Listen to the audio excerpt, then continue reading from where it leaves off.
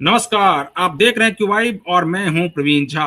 बात करेंगे Modi cabinet reshuffle की। चर्चा यह है कि बहुत जल्द जो है मोदी कैबिनेट का विस्तार होने जा रहा है। ये तो आप सभी लोगों को पता होगा कि मोदी कैबिनेट का विस्तार बहुत जल्द होने जा रहा है, लेकिन उसके बारे में अभी कोई आधिकारिक रूप से पुष्टि नहीं हुई है और ना कोई डेट आया है, ना कोई मंत्रिमंडल में कौन कौन लोग शामिल होंगे इसकी कोई लिस्ट जारी हुई है। हालांकि ये लिस्ट जारी भी नहीं होती है, जारी तो तब तक नहीं होती है जब तक वो मंत्री बन ना जाए, क्योंकि अंतिम समय में ये फैसला लिया जाता है और उनको बताया जाता है कि आप मंत्री बनने वाले हैं और आप आकर के ओथ लीजिए। ये तो खैर बात हो गई मोदी मंत्रिमंडल विस्तार की, लेकिन इसमें जो मेन खबर है वो ये कि कहा यह जा रहा है कि बिहार के पूर्व मुख्यमंत्री नीतीश कुमार, जो अब राज्यसभा में चले गए हैं, वो मोदी कैबिनेट में शामिल हो सकते हैं। अगर नीतीश कुमार मोदी कैबिनेट में शामिल होंगे तो उनको ऐसा तो है नहीं कि कोई छोटा मंत्रालय दे करके उनको शामिल करा लिया जाएगा। उनको हैवी पोर्टफोलियो चाहिए, तो उसके लिए क्या उनको कौन सा मंत्रालय दिया जाएगा, इस पर बातचीत हो रही है।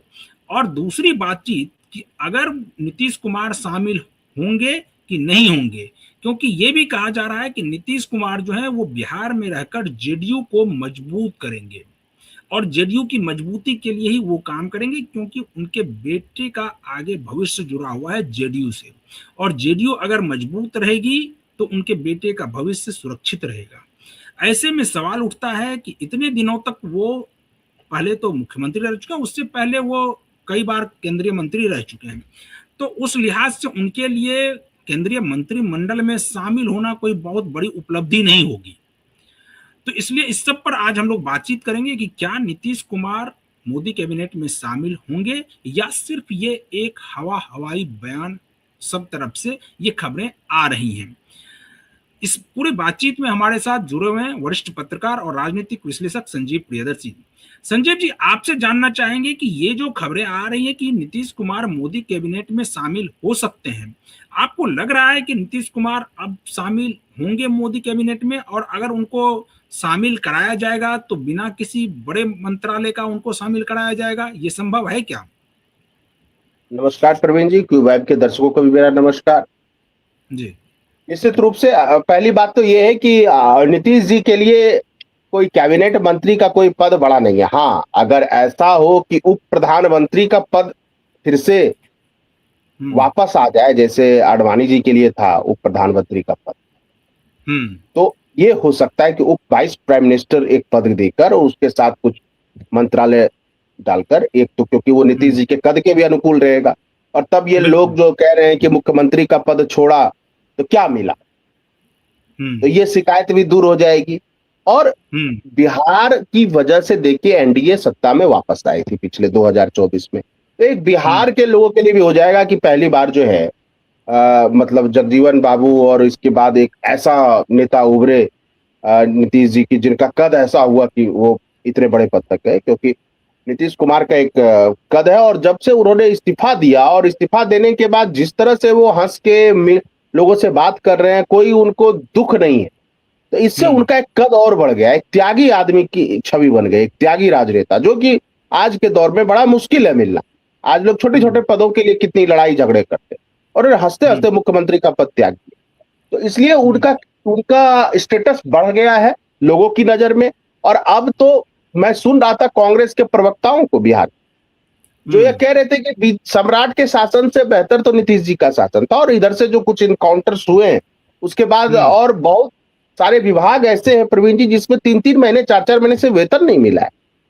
तो लोग बीजेपी के सरकार कार्यशैली और सम्राट चौधरी के कार्यशैली पर भी लोग सवाल उठा रहे हैं, और इससे लोग नीतीश जी को याद करते हैं, जैसे वो सबको लेकर साथ चलते थे और इन सब चीजों का प्रबंधन रहता था, सैलरी पेंशन इसका समय पर भुगतान होता था। तो इस हिसाब से लोग याद कर रहे हैं कि नीतीश जी का शासन बहुत अच्छा था। तो अब नीतीश जी अगर जाएंगे तो दो चीजें हो सकती हैं, या तो उनको वाइस प्राइम मिनिस्टर का पद मिले और उसके साथ एक भारी भरकम कोई मंत्रालय अटैच, या दूसरी संभावना है कि चूंकि बिहार के जितने बड़े नेता और खुद नीतीश जी भी कई बार रेल मंत्रालय संभाल चुके हैं, तो उनको रेल मंत्री भी बनाया जा सकता है। यानी जी। आप ये कह रहे हैं संजीव जी कि अगर नीतीश कुमार मोदी कैबिनेट में शामिल होंगे तो या तो उप प्रधानमंत्री उनको बना दिया जाए या फिर रेल मंत्रालय दिया जाए, तभी वो कम से कम उनके कद के हिसाब से उनको मतलब मंत्रालय मिलेगा।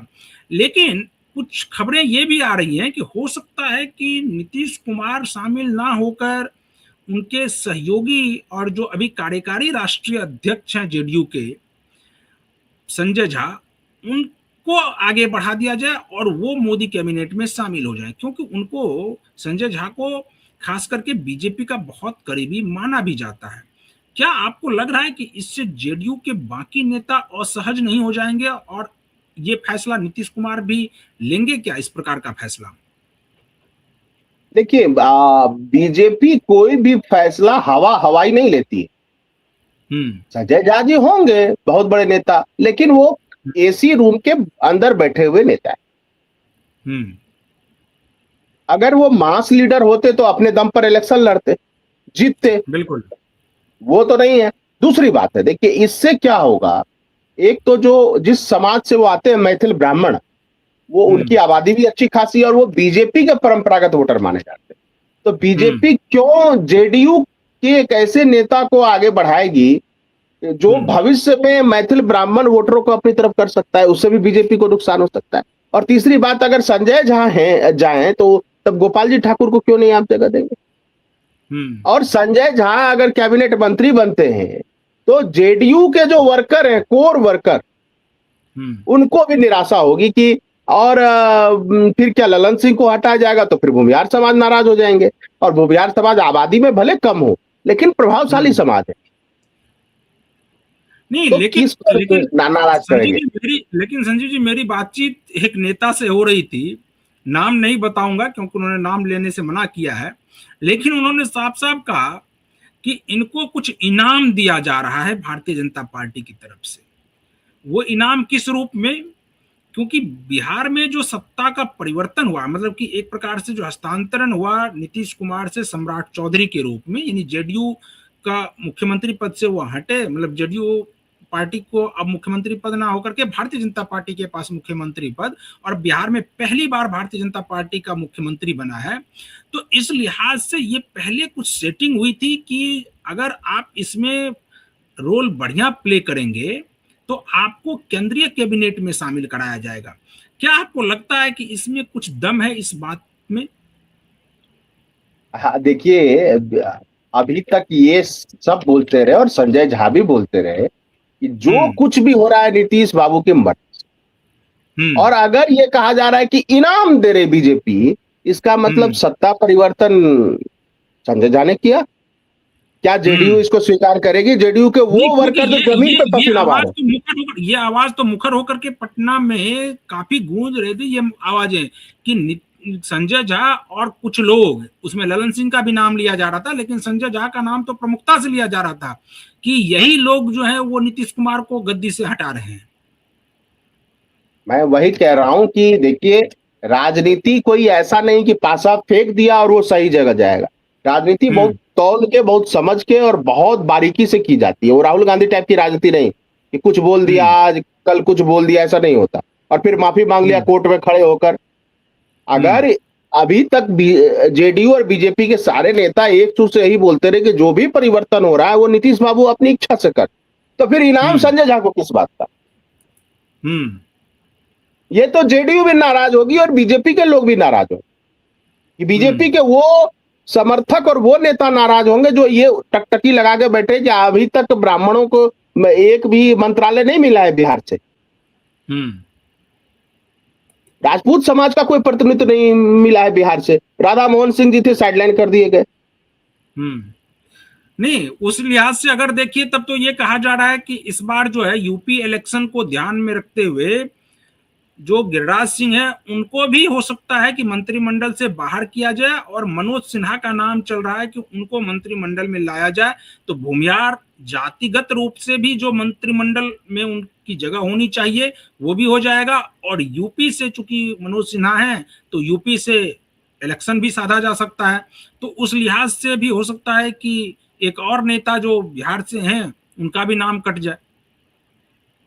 देखिए एक बात बताइए, ठीक है, अगर मनोज सिन्हा जी इस बात के लिए मान जाते हैं तब तो बढ़िया हम्म। बात है। लेकिन हम्म। वो खुद एक ऐसे संवैधानिक पद पर हैं जो एक तरह से हम्म। सोचिए कि उन्हीं के नाम से सरकार चल रही है, बिल्कुल। गवर्नर के नाम से सरकार चलती है, और चूंकि हम्म। वो यूनियन टेरिटरी है तो वही माई बाप हैं जम्मू कश्मीर के। बिल्कुल। और जम्मू कश्मीर के लोगों का उन्होंने दिल भी जीता है, खास करके कश्मीर वैली के जो हम्म। लोग हैं, उस उनका दिल जीता है मनोज सिन्हा जी ने। इस बात के लिए उनकी तारीफ की जानी चाहिए। हम्म। और कश्मीरी उनको बाहरी नहीं मानते, कश्मीरी। आप सोचिए, एक जो नैरेटिव था कि दिल्ली से कोई आया है वो कश्मीर चला रहा है, उसको उन्होंने बदला है। तो मनोज सिन्हा जी हम्म। बहुत अच्छा काम कर रहे हैं अपनी जगह पे। मुझे लगता है कि देखिए यूपी से भूमिहार समाज तो अगर नाराज भी होगा तो अंत में बीजेपी को ही वोट डालता है। तो हम्म। हो सकता है कि वो पीडीए जो है हम्म। इनका अ, अखिलेश अखिलेश जी यादव। का, उसमें हम्म। पिछड़ा प्लस दलित को ले लीजिए, पीडी, हम्म। उसको खेल सकती है बीजेपी उस कार्ड को। उसमें ये होगा कि पिछड़े में गैर यादव ओबीसी, क्योंकि हम्म। ईबीसी का कॉन्सेप्ट यूपी में नहीं है, वो बिहार में है, यूपी में नहीं है। तो बिल्कुल। उसमें आप मान लीजिए कुर्मी समाज के हो गए, कुशवाहा समाज के हो गए, मौर्य, सैनी, इसाक के, पश्चिमी उत्तर हम्म। प्रदेश में जाट हो गए, गुर्जर हो गए, ये सब समाज के लोग हो गए, इसमें से किसी को बनाया जाए। उसके हम्म। बाद आप देखिए नॉन जाटव दलित समाज, हम्म। जो वाल्मीकि समाज के हो गए, या वो उसमें और भी हैं, पासवान, तो चिराग पासवान ही सबसे बड़े नेता हैं। पासवान समाज की इतनी बड़ी आबादी नहीं है, लेकिन वाल्मीकि हम्म। समाज की अच्छी खासी आबादी है वहां। हम्म। उस गैप को भर सकती है बीजेपी वहां यूपी से। पंजाब में देखिए अब रवनीत सिंह बिट्टू का क्या होता है, क्योंकि एक तरह से उनका कार्यकाल पूरा हो गया राज्यसभा का।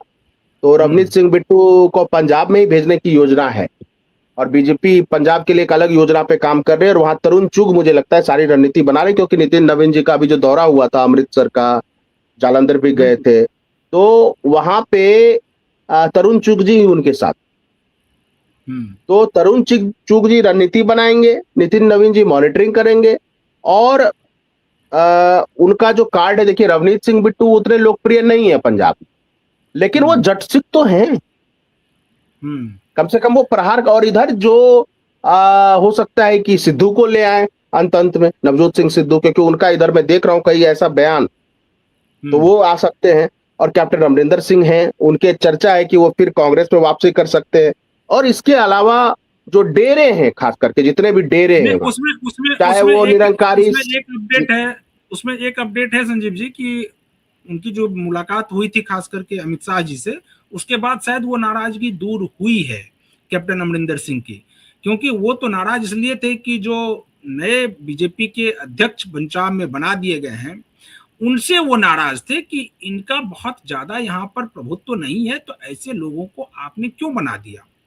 और आज मेरी बातचीत हो रही थी पंजाब के कुछ लोगों से, उन्होंने भी कहा कि ये बीजेपी का ये फैसला सही नहीं है, क्योंकि जिस प्रकार से अध्यक्ष का चुनाव किया गया है, वो कहीं ना कहीं भारतीय जनता पार्टी को और नुकसान ही होगा, उससे फायदा नहीं होने जा रहा है।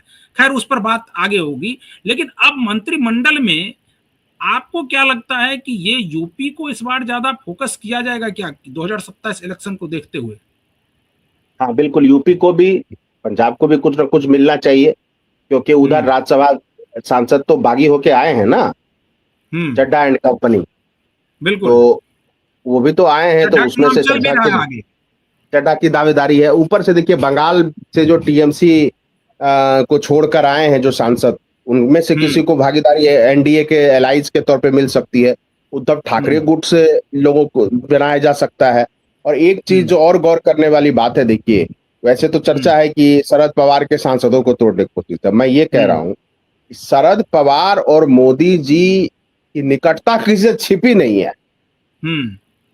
तो ये भी तो हो सकता है कि शरद पवार अपनी बेटी सुप्रिया सुले जी को, और ये लंबे समय, काफी समय से चर्चा हो कि बिल्कुल। सुप्रिया सुले जी को केंद्रीय मंत्रिमंडल में शामिल करा के वो सिक्योर करना चाहते हैं शरद पवार जी कि भविष्य में सुप्रिया सुले एक बड़ी नेता के रूप में है।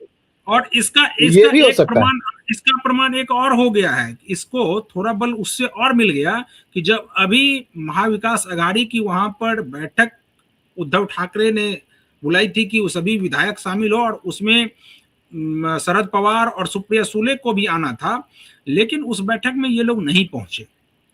इसके बाद उद्धव ठाकरे ने कहा भी कि ये महाविकास आघाड़ी की ही बैठक थी या वो अकेले ही हैं।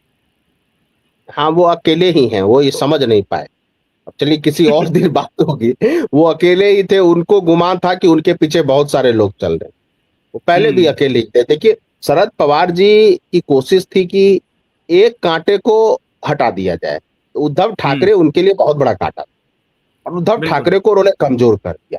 अब उनकी कोशिश है कि उद्धव ठाकरे वाला जो वोट बैंक है वो इधर आए उनके पास। अब अजित पवार जी भी नहीं रहे, एक दुखद हादसे में उनकी मौत हो गई, तो वो वाला भी वैक्यूम वो देख रहे हैं।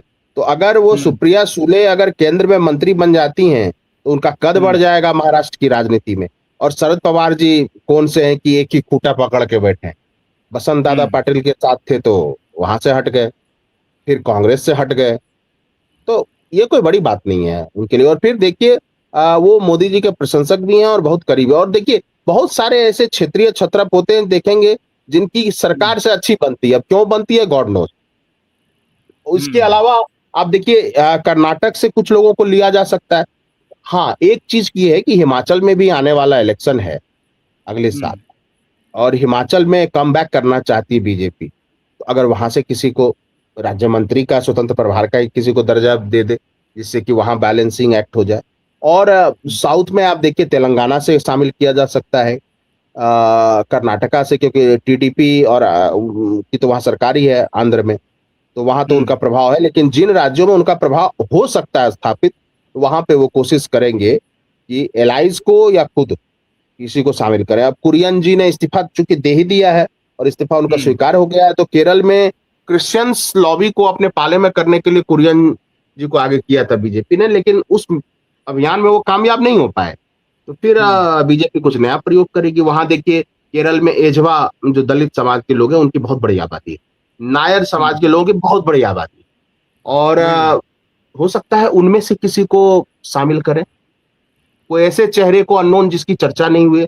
और नॉर्थ ईस्ट, चूंकि देखिए बीजेपी के लिए विन विन सिचुएशन हो गई है नॉर्थ ईस्ट में, और लगभग 25 लोकसभा सीटें आती हैं वहां। तो वहां से भी देखिए, असम में भी बीजेपी को जो बहुत बड़ी सफलता मिली है, तो असम को भागीदारी मिल सकती है। फिर मणिपुर में भी उनको देखना होगा कि कैसे क्या करें, क्योंकि मणिपुर में भी तो नाराजगी है, इतने समय से वहां दो पक्षों में विवाद चल रहा है। तो कुल मिला जुला के नॉर्थ ईस्ट, साउथ इंडिया, और इधर नॉर्थ में जहां चुनाव है यूपी में, तो निश्चित रूप से यूपी में आप देखेंगे कि पीडीए में से पीडी को मौका मिल सकता है। और चूंकि ब्राह्मण समाज की नाराजगी की बहुत ज्यादा खबरें चली हैं यूपी में, तो यूपी से किसी ब्राह्मण चेहरे को, जो आप संजय झा कह रहे हैं, तो बिहार में संजय झा को अभी बिहार से लेने से क्या फायदा है राजनीतिक को?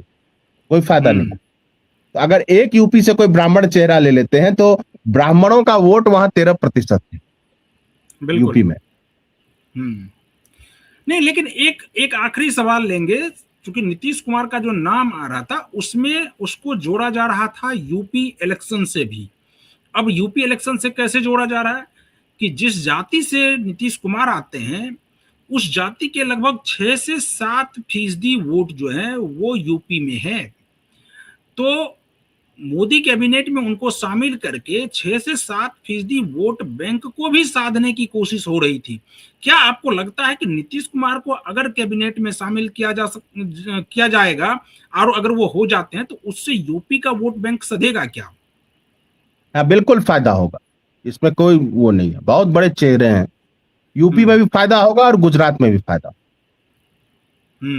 गुजरात में भी पटेल समाज, तो कुर्मी समाज, मध्य प्रदेश में भी फायदा होगा। देखिए, दो जाति ऐसी है, 3 जातियों का कहूंगा मैं, यादव, कुर्मी और कुशवाहा। ये तीनों समझिए कि बहुत ही पावरफुल, पॉलिटिकली भी, इकोनॉमिकली भी, और जमीन जायदाद के हिसाब से भी, और गवर्नमेंट जॉब के हिसाब से भी रिजर्वेशन का ज्यादा फायदा इन्हीं 3 समाज ने उठाया है उनकी। ये बहुत पावरफुल कास्ट है, और इनको भागीदारी अगर नीतीश जी को देते हैं, तो एक कम से कम नॉर्थ इंडिया तक ये मैसेज जरूर जाएगा, हर राज्य में। और नीतीश जी को अगर, मुझे लगता है कि क्या पता उप प्रधानमंत्री बना दें, तो नीतीश जी की भी प्रतिष्ठा बढ़ जाएगी। और देखिए, पटेल समाज जो है, सरदार वल्लभ भाई पटेल को भारत का हर सच्चा जो देशभक्त है वो उनको अपना आदर्श मानता है। और आपके पटेल आपके अगर आपने जो कहा संजीव जी, अगर आपके इस वक्तव्य को भारतीय जनता पार्टी के कोई नेता सुन ले और वो अगर मोदी जी के पास ये पहुंचा दे कि अगर नीतीश कुमार को उप प्रधानमंत्री बना दिया जाता है तो इसका बहुत ज्यादा इम्पैक्ट होगा, खास करके कुर्मी वोट बैंक पर, और उसका फायदा ना सिर्फ यूपी में मिलेगा बल्कि गुजरात में भी मिल सकता है और देश के अन्य राज्यों में जहां पर की कुर्मी आबादी है वो ज्यादातर शिफ्ट भारतीय जनता पार्टी की तरफ हो जाएगा। आज इसी नोट पर हम लोग छोड़ते हैं कि हो सकता है कि ये वक्तव्य पहुंच जाए मोदी जी के पास और नीतीश कुमार को उप प्रधानमंत्री बना दे। तो बने रहिए आप क्यू के साथ। मुझे और संजीव जी को दीजिए अनुमति। नमस्कार।